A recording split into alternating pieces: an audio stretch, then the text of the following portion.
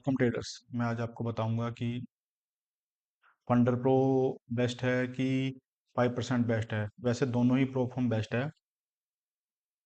मैं आपको दिखाऊंगा कि मैंने फंडर प्रो में भी अकाउंट बाई किया हुआ है और 5% में भी अकाउंट बाई किया हुआ है। मैं उनकी आपको अपडेट देता हूँ। ये मेरा 5% का मेरा फंडर प्रो का वन फेस वाला चैलेंज है।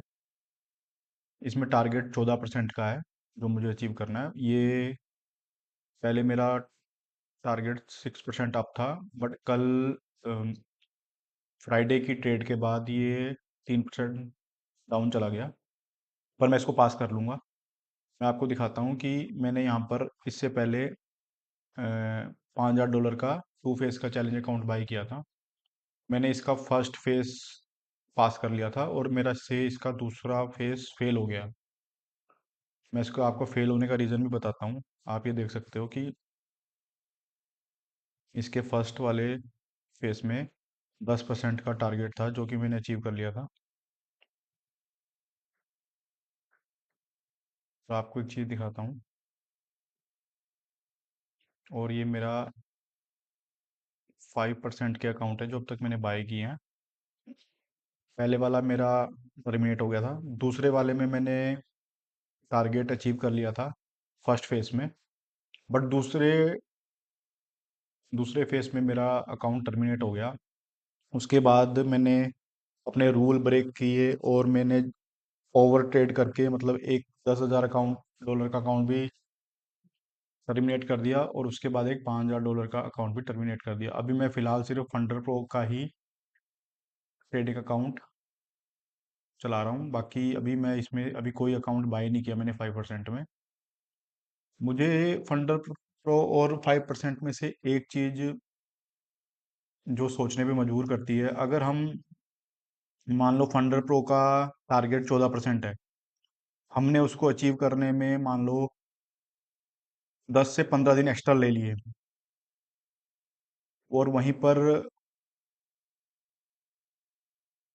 5% में टारगेट है, फर्स्ट फेज में 8% है और सेकंड फेज में 5% है। 8 5 13, 8 5 13, 13% का टारगेट अचीव करके दिखाना है। बट मेरे को फंडर प्रो इसलिए बेस्ट लगी क्योंकि आप ये देखो कि अगर हम यहाँ पर कोई भी इसको पास करने के बाद, फंडेड होने के बाद कोई भी ट्रेड लेते हैं और उसको हम उसमें प्रॉफिट करते हैं, तो हमें वो साथ के साथ विड्रॉ मिल सकता है। बट जो 5% और बाकी प्रोफॉर्म है उसमें हम 14 दिन का या तो एक हफ्ते का कम से कम वेट करना पड़ता है, जो कि बहुत ही चैलेंजिंग है एक बंदे के लिए कि हाँ, कि इतना वेट करना इतना पेशेंस के साथ। और मेरे जो अकाउंट लॉस हुए हैं वो इसी कारण हुए हैं कि एक फर्स्ट फेस क्लियर करने के बाद फंडर प्रो का भी 5% का भी मतलब एक ओवर कॉन्फिडेंस और अपने ही रूल ब्रेक करना शुरू कर दिया, तो उस वजह से मेरे लॉस हो गए हैं। बट मैंने अब ट्रेड करने से पहले अपने रूल लैपटॉप के सामने रख के फिर ट्रेड करता हूँ, ताकि याद रहे कि कब एंट्री लेनी है और कब एग्जिट करना है। पर मैं सेकंड वाले अकाउंट को जल्दी ही पास करके इसकी वीडियो अपलोड करूंगा आपके लिए।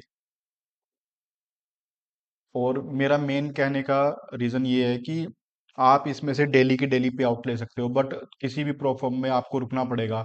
अगर मान लो आप इसमें डेली पे आउट ले सकते हो, मान लो $100 $200 आप रोज पे आउट ले रहे हो, मान लो किसी दिन आपका अकाउंट लॉस में भी चला गया, फिर उसको कवर अप करने में आपको 2 4 दिन का टाइम लग गया, बट फिर भी आपने उसको कवर अप करके फिर प्रॉफिट करके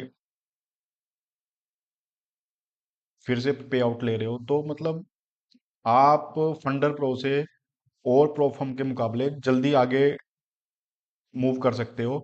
बट उसमें आपको बहुत लंबा टाइम लगेगा किसी और प्रो फर्म में। मतलब अगर जिसको टाइम की कोई जल्दी नहीं है, या तो उसको कोई जल्दी लिमिट नहीं है कि भाई मुझे आराम से ही सारा कुछ करना है, तो वो दूसरी प्रो फर्म के चैलेंज बाय कर सकता है, क्योंकि जिसके पास इतना पेशेंस है कि 14 दिन एक हफ्ता रुकने का, तो उस आदमी को दूसरे प्रो फर्म बाय कर लेने चाहिए। बट जिसको जल्दी है, जिसको जल्दी जल्दी पे आउट लेने की जल्दी है, तो मेरा मानना है कि उसको फंडर प्रो के अकाउंट लेने चाहिए। ये मेरा ओपिनियन है, बाकी आप लोगों की अपनी मर्जी है कि आप कौन सा अकाउंट लेना चाहते हैं, जोन सा आपको सूटेबल करता है आप वो अकाउंट लो। बाकी आप मेरे चैनल को सब्सक्राइब कीजिए, जिससे कि वीडियो बनाने का एक मोटिवेशन मिलता है। Thank you.